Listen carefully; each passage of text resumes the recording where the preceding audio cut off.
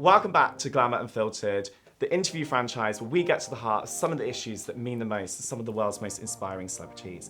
And today we are joined by the singing sensation who's just nailing the charts right now. It's Kim Petras!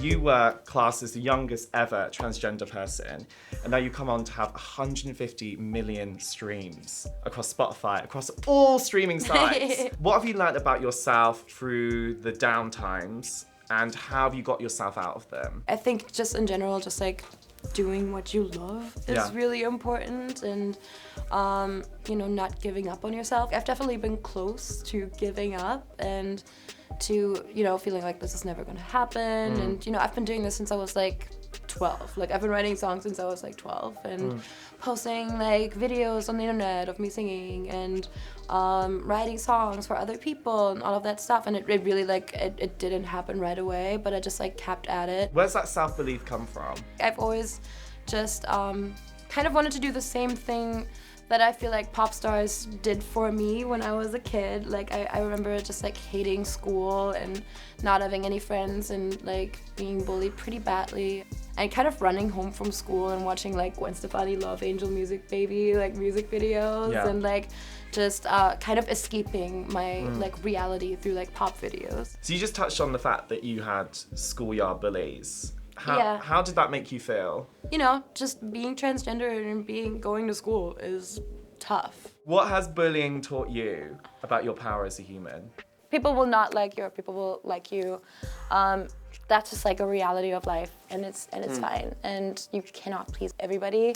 And a lot of people like bully people because they're jealous or because they have like their own personal issue that they like project on you. And sometimes it doesn't even have to do with you. Sometimes people are just bored. How would you describe gender to you now? What does it mean to you, that idea?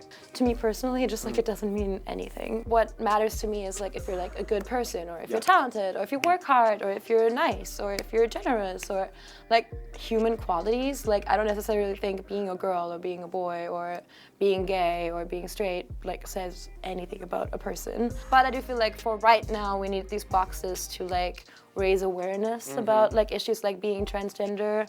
I just hope that like one day it's like not as big as a deal as it is right now. When I was researching you today, I came across this interview that you did on This Morning, where you were called the world's youngest transsexual person. Yeah. And it's like, wow, like now we wouldn't even use that type of phrasing. It was rough back then. I mean, that was like 10 years ago, so it's definitely like changed so much from like 10 years ago. I mean, there's always got to be like a title, I guess, for anything. But it's kind of like we need to get rid of the titles. Yeah. That's the next step on. Yeah, but to a lot of people that's like such a like alien, like whoa, like crazy concept. And I don't know. Because you kind of had to wait for the world to change in your situation, right? Yeah. To wake up to what the possibilities of a transgender person are, right? It was really frustrating. It was just like a lot just about that. Like, and now it's cool to be like known for my music. Like, I'm not known for being transgender. I'm known for my music, which is sick. Sick. I really think like as much as like we talk about how like social media has like all these negative effects, and it does, and some things about it really suck, and comparing yourself sucks, and you should never compare yourself to anybody or anybody's Instagram. It's not real. But at the same time, now you don't have to do things like any particular way. You can just like make your own life, your own career, your own following. You can build it all yourself. What do you think is the most pressing thing facing the transgender community today, given the world that we're living in?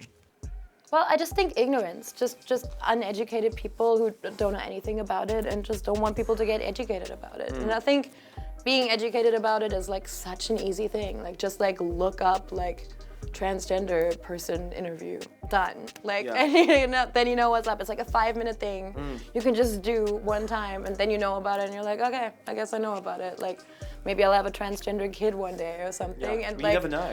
Yeah, totally. You don't know. What surprised you the most about being a transgender artist? why I'm an independent artist is because I went to major labels and all they would talk about is just like my gender. People were either like, yeah, hide it or like use it, and I kind of didn't want to do either, and I just like kind of wanted my music to speak for itself. And I was just like, I'm just gonna like do it myself and like perform at every gay club there is and like build a legit fan base. You could sit there with all these music bosses who said to you, hide the fact that you're a transgender person. What would you want to say to them? I feel like I'm really like proving myself by working really hard and by like quality of music, and I don't have anything to say like at the end of the day. That's kind of what I'm doing. It's just proving a bunch of people wrong. How has music helped you with your mental health, would you say? I think a lot. I think I get over a lot of stuff by writing about it, and I feel like when I write a song I really get to like sit down and focus on like exactly the way I want to say it. So it's super like therapeutic. When you say that music is like therapeutic to you, what has music helped you deal with the most? Probably heartbreak. Probably just like writing about heartbreak. It's just like I constantly do it. So I feel like it's really helped me over that. What do you tell yourself in those low moments when you're dealing with them in real life? I feel like sometimes I just like dig myself into being really depressed and like thinking everything is pointless, and usually like the next day everything's fine. I've done this a million times and every time it's okay in the end. What kind of relationship do you have with your self-critic?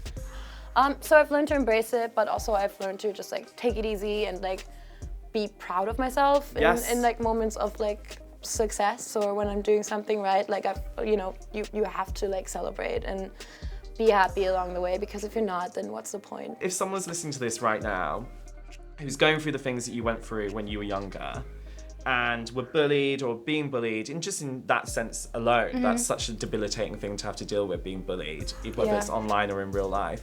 What advice would you want to give them? I guess the coolest thing I could say is just like the coolest people that I hang out with now, or that I look up to, were like kids that were bullied in school and just like were not popular at all and were not cool at all in school. Those are all the artists I'm inspired by. Those are all the best friends that I have. Those are like literally all the coolest people I know. So you're probably really cool. What's incredible about you as well is you turned negativity into a massive positivity, pop tracks, and you should be damn proud of yourself. Thanks, for girl. being out here, living your truth and doing it. Go you, babes. Thank you so much. Love it. Thank you so much. Thanks, hon. This was so fun. For more inspiring videos with such inspiring people such as Kim Petras, make sure you subscribe to the GLAMOUR UK channels now, and we will see you in 2 weeks for another edition of GLAMOUR Unfiltered.